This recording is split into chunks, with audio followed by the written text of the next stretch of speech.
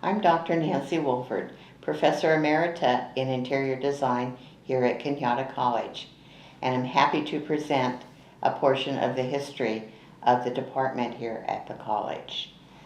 The home furnishings courses came to Kenyatta as part of the home economics department back in the early 1970s. Dr. Genevieve Corey was the full-time faculty member who taught all these courses. There was growing interest and more furnishings courses were added as the years went along. The target audience for these courses were women, the older than average college student. This was during the do-it-yourself era. So there was a lot of interest and the courses were practical and hands-on. There was also interest and pressure to differentiate between interior decorator and designer, wanting to elevate the status of the interior designer to a profession, including creating standards and minimum educational requirements. Dr. Corey saw this as an opportunity, developing the Kenyatta program. The result was a separate interior design associate's degree and certificate and transfer to a 4-year institution. And this was approved and launched in the fall of 1973. This poster on the slide is one of those initial announcements. She focused on the practical aspects of design, including the fine arts, business, space planning, materials, construction, and marketing. She was preparing students to work in the field and be successful. As courses were added through her professional contacts in the professional associations, Dr. Corey hired experienced design professionals to teach courses in their areas of expertise, as well as teaching many of the courses herself. Several of these designers taught in the program for over 20 years, including Betty Cornell, shown here with Dr. Corey about 15 years ago.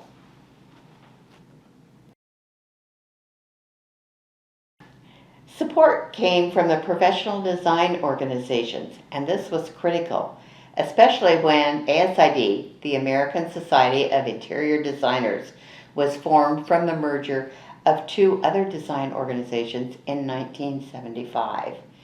They launched student as well as professional chapters soon after that, and in the records that we were able to locate, the first officer roster for the Kenyatta student chapter is from 1978.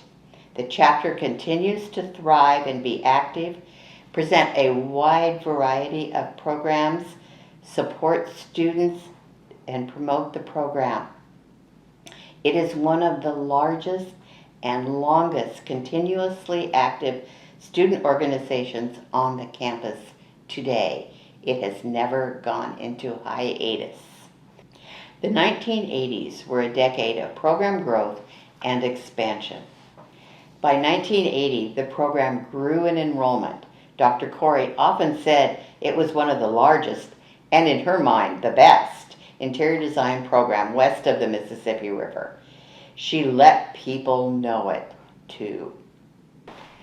Early in the 1980s, new home building slowed, but home remodeling increased, especially for kitchens and baths. Dr. Corey saw this as an opportunity, a need to create specific courses for interior designers in this area. With the assistance of local kitchen and bath designer Stan Macy, these courses and programs were created and launched in the early 1980s. With publicity in the local newspaper about this program, more than double the number of students expected enrolled. Stan was an active member of NKBA, the National Kitchen and Bath Association, which had developed space allocation guidelines and recommendations for kitchens and baths. They also launched their endorsed college program in the late 1980s. In 1988, the Kenyatta Kitchen and Bath certificate program became the second college and the first community college program in the nation to receive this endorsement. While the endorsement and accredited program has since been discontinued, the Kenyatta program and club continue to thrive and have strong ties with this organization and the local chapter. Early in the 1980s, the club began an annual honors awards and graduation program to recognize the achievements of the students. From records located, the earliest date for this event was 1982. Not only were students recognized for outstanding classwork, participation in department and chapter programs and activities, an array of student work from all the classes was displayed. 1982 is also the first year that the Henry Adams Outstanding Design Student Award was presented. Henry Adams was the founder of the San Francisco Design Center, and he passed away in 1981. This award is in his honor. It is interesting to note that this event has been held in a variety of locations on the campus, most of which can be used again except one, and that is the pit, or the amphitheater, which is now filled in the quad space between buildings 13 and building 9.